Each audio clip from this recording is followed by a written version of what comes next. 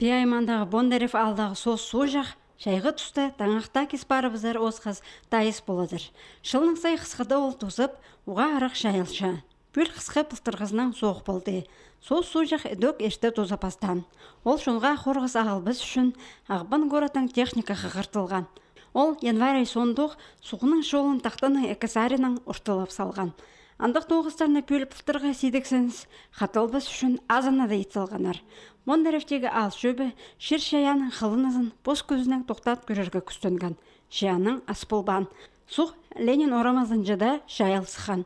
Жолға сығып техника жөрізіне қорғыс ағылған. Шылсай бұл қиялға 8 түнік кіріп барадыр. Оларның өжіктеріндер қысқы соғықтары тұрбысы суқ шеткелші. Аны кербіз үшін біре тұралар әлері бұстары аның жолын қия шолып салыдырлар. Сергей Рязанцевтың жоғының ол бұтыстап золамаларын, паза үскілерін шазызар сығарырға шүшін сықша. Тақтаның паза призарында шүштіп жатқан ұлыс бұл қиялдың үдік бұс оңдайлы арышалынырға күстінші. Соқ шағын кірбіз еді, дизік шайып, қазаларзар шетпіз үшін қаяқты тұтша. Бұл сетіксінізді бөгіп алар бірлі оңдай бар. Шайғыды соғыны техниканың терін қазы бізарға керек деп санапша орындағы ұстық бастағы. Антына асқанық немес ақшы сық барар. Андағы оңдай сағам оларының шоғыл.